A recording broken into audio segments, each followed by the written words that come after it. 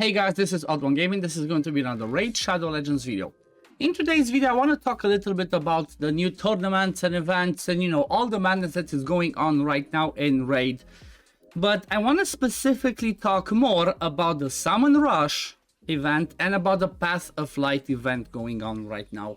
The reason why I want to talk about these ones specifically is because from my point of view, both of these ones are extremes. Like the Path of Light, from my point of view and from my initial view and what I looked at it, seems to be amazing, arguably one of the best ones that has been released right now. And then when it comes to the Summon Rush, this one seems to be extremely bad, the worst, or let's straight up call it a trap from my point of view. Again, just take everything I'm gonna say with a grain of salt.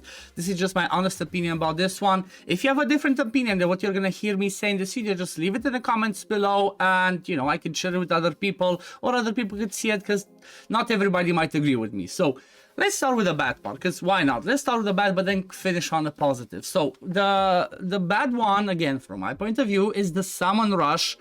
They introduced this one, I suppose, when because of the fact that we have a 10x every single day. Okay, so as an example, today we have 10 times Hegemon and 10 times Drank. Like, they're both pretty good champion, pretty amazing, but are you really going to pull just outside of a fusion, outside of it 2 times or whatever, just for those champions? And I think if we have a look overall on the whole list of 10 times that we have, so we had yesterday the Mashale 10 times from Ancients and Sacreds and Necrod from Voids. That one was arguably the best one of the ones that I'm seeing. Again, from my point of view, from what I'm seeing for the odds that we have, the first one was the best. We did not have any Summon Rush. Like, come on, right? They should have released it on a Monday. But we're moving on from that. Then today we have Walking Tomb Dragon Hegemon. Tomorrow we're going to have Helicathan in E3. And then on Thursday we're going to have Knock the Paralyzer and Blind Seer. Honestly, from all of these ones that I'm looking, Walking Tomb Dram is a pretty good one that I can see. Hegemon is pretty good, but he's not up tier in plat level, at least because of Stone Skin. He's still good for progressing in Arena. And then the other one that could be good is like Helicast, because he enables straight up a clan boss team for you just by having him.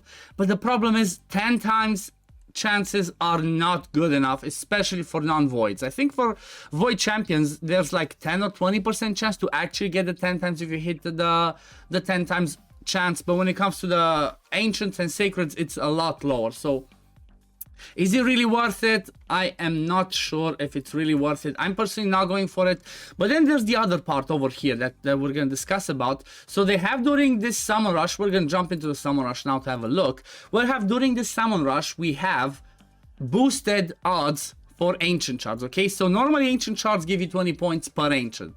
This time they give you 50. So in order for you to complete the whole event, 7,000, the whole event, the Summon Rush, 7,500, you need to pull 150 Ancient Shards, okay? This is not good from my point of view, especially because this weekend we have a 2 times going on, okay? I'm not sure if this is something they're just experimenting with or if they thought this is a good idea, but I don't know, guys. From my point of view, this is a trap. Also, usually, if you think about it, the Summon Rushes have 3 rows. This time we only have 2. Again, they removed 1 layer of rewards.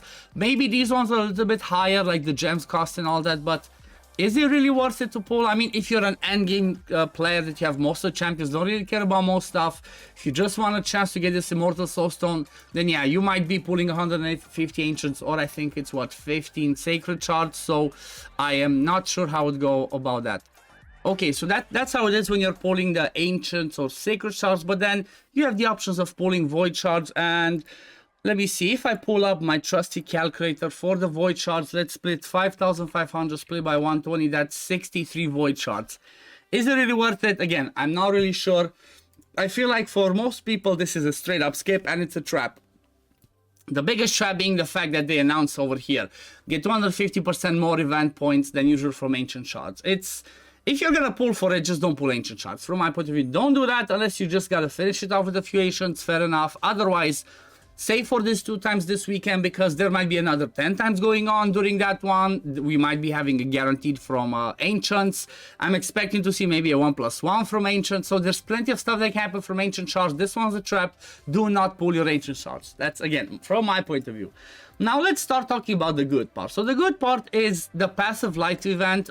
This has some pretty decent rewards.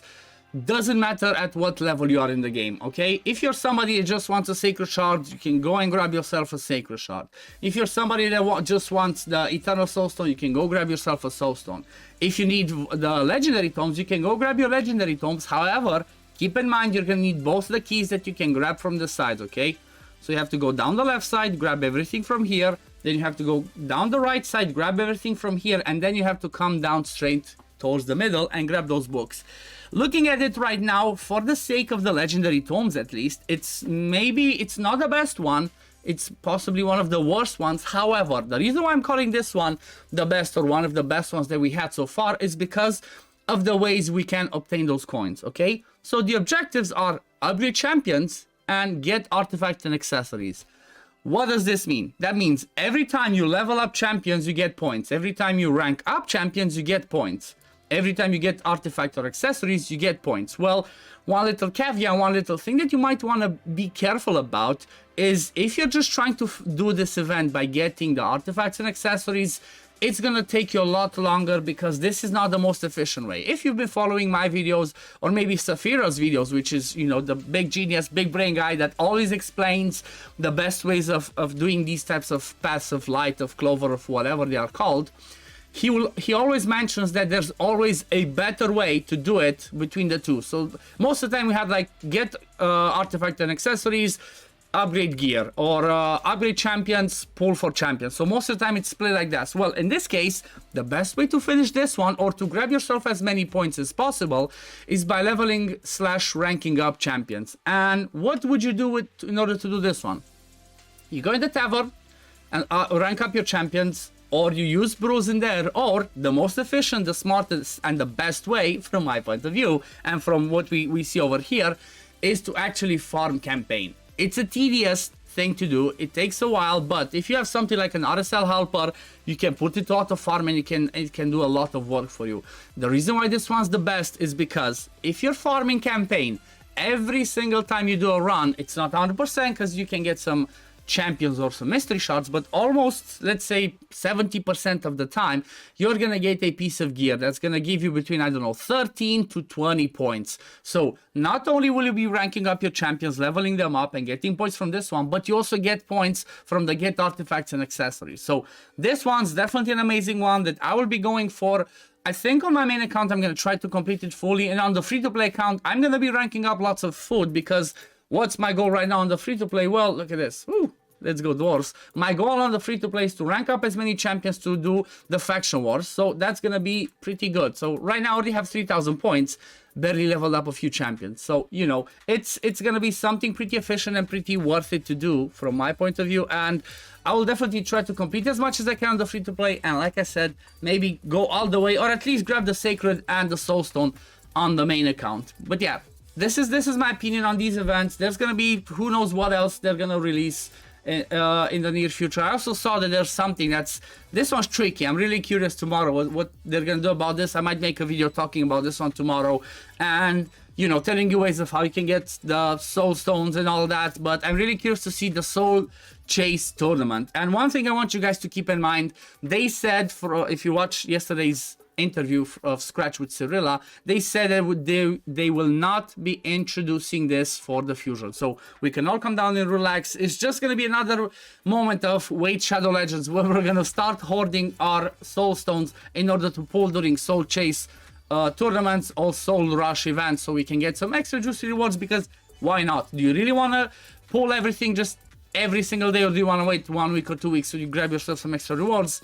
It's not that bad, maybe. It depends obviously on how many points we need, and how many soul stones we need to get those rewards, when I can completely say like yes it's good, or no it's bad. But yeah, this is gonna be it for the video today, guys. I hope you enjoyed it. I hope it gave you I hope I gave you a rough idea about what to do, what not to do. Maybe I gave you some warning, maybe I gave you some explanation about like, yeah, this is worth doing or not. Who knows? I'm hoping with my videos in general that I can help as many of you out there as I can. But yeah, thank you all for watching. Don't forget to like this video if you do enjoy my content, subscribe to the channel to see when I upload next, and I'm gonna see you on the next one. Peace, love, take care everyone.